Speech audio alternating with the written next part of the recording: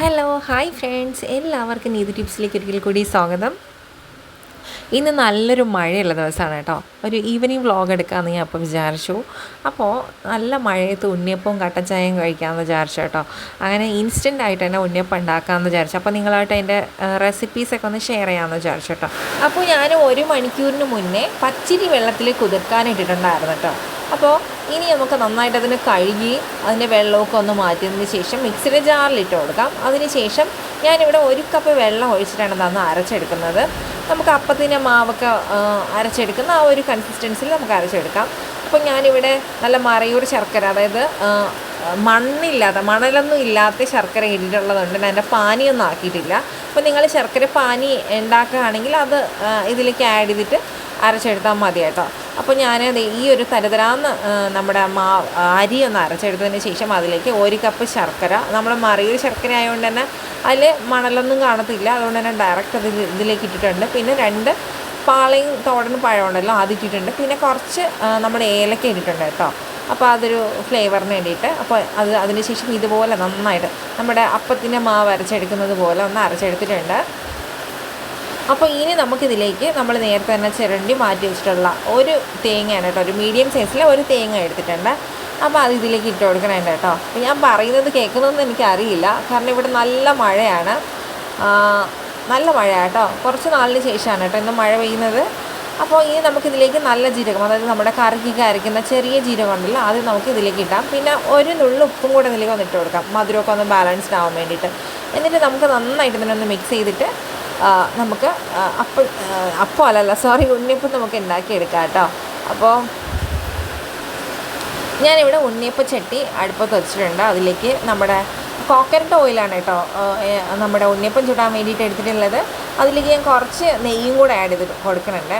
അപ്പോൾ ഒരു 4 table spoon നെയ്യ് ഞാൻ ഇതിലേക്ക് ആഡ് ചെയ്തിട്ടുണ്ട്. കോക്കനട്ട് ഓയിലിൽ 4 ടേബിൾ സ്പൂൺ നെയ്യും കൂടെ ആഡ് ചെയ്തിട്ടാണ് നമ്മുടെ ഉണ്ണിയപ്പം ചുട്ടെടുക്കുന്നതെങ്കിൽ നല്ലൊരു മണം ഉണ്ടായിരിക്കും. നമ്മുടെ അമ്മമ്മയൊക്കെ ഉണ്ണിയപ്പം പണ്ട് ഉണ്ടാക്കുന്നത് ഇതുപോലെയാണ്, കോക്കനട്ട് ഓയിലും അതുപോലെ തന്നെ നമ്മുടെ നെയ്യും കൂടെ ചേർത്തിട്ടാണ് കേട്ടോ. അപ്പോൾ ഒരു പ്രത്യേക ഒരു മണമായിരിക്കും ഉണ്ണിയപ്പം കഴിക്കാനായിട്ട്. അപ്പോൾ ഇനി നമ്മളിപ്പോൾ അരച്ച് മാറ്റി വെച്ച മാവ് ഇതിലേക്ക് ഒഴിച്ച് കൊടുക്കാം കേട്ടോ. എന്നിട്ട് നമുക്ക് തിരിച്ചും മറിച്ച് വിട്ട് മീഡിയം ഫ്ലെയിമിൽ തീ വെച്ചിട്ട് നമുക്ക് ഉണ്ണിയപ്പം ചുട്ടെടുക്കാം. ഹൈ ഫ്ലെയിമിൽ വെച്ചാൽ പെട്ടെന്ന് തന്നെ അതിൻ്റെ പുറമൊക്കെ ഒരു കളറ്, അത് നല്ലൊരു കളറ് വരും, പക്ഷേങ്കിൽ അതിനകമൊന്നും വേവത്തില്ല കേട്ടോ. അപ്പോൾ അതുകൊണ്ട് തന്നെ നമുക്കൊരു മീഡിയം ഫ്ലെയിമിൽ തീ വെച്ചിട്ട് കുറച്ച് സമയം എടുത്ത് നമുക്കിത് ഉണ്ണിയപ്പം ഉണ്ടാക്കിയെടുക്കാം. അപ്പോൾ നല്ല കുറച്ച് സമയം എടുക്കണം ഉണ്ണിയപ്പം ചുട്ടെടുക്കാനായിട്ട്. വലിയ ഉണ്ണിയപ്പച്ചട്ടിയാണെങ്കിൽ പെട്ടെന്ന് നമുക്ക് ഉണ്ടാക്കിയെടുക്കാം. പക്ഷേ ഇത് ചെറിയ ഉണ്ണിയപ്പച്ചട്ടി ആയതുകൊണ്ട് 5 എണ്ണേ ഉണ്ടാക്കാൻ പറ്റത്തുള്ളൂ ഒരു സമയത്ത്. അപ്പോൾ അതുകൊണ്ട് തന്നെ കുറച്ച് സമയം എടുക്കും. എങ്കിലും നല്ല മഴയൊക്കെ ഉള്ളത് കൊണ്ട് തന്നെ നമുക്ക് ഉണ്ണിയപ്പം ഫുള്ള് തന്നെ ചുട്ടെടുക്കാം. എന്നിട്ട് കട്ടൻ ചായയിട്ട് മഴയത്ത് കഴിക്കാം കേട്ടോ. അപ്പോൾ അതിനുശേഷം നമുക്ക് വൈകിട്ടൊന്ന് പുറത്ത് പോകാമെന്ന് വിചാരിക്കുന്നുണ്ട്.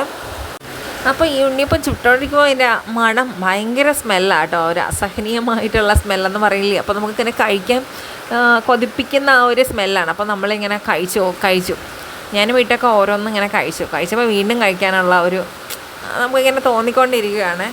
അപ്പോൾ അങ്ങനെ നല്ലതാണ്, നല്ല ടേസ്റ്റും നല്ല സോഫ്റ്റ് ആയിട്ടുള്ള ഉണ്ണിയപ്പം കേട്ടോ. അപ്പോൾ നിങ്ങളൊന്ന് ട്രൈ ചെയ്ത് നോക്കും, നല്ലതാണ്.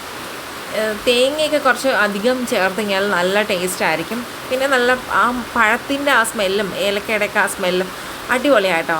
അപ്പോൾ നമ്മൾ ഉണ്ണിയപ്പം ഇത് ലാസ്റ്റത്തതാണ് ചുട്ടെടുത്തു, അങ്ങനെ കംപ്ലീറ്റ്ലി നമ്മൾ ചുട്ടെടുത്തു. അപ്പോൾ ഇനി കട്ടൻ ചായയൊക്കെ ഉണ്ടാക്കി ഉണ്ണിയപ്പം കഴിക്കാം കേട്ടോ.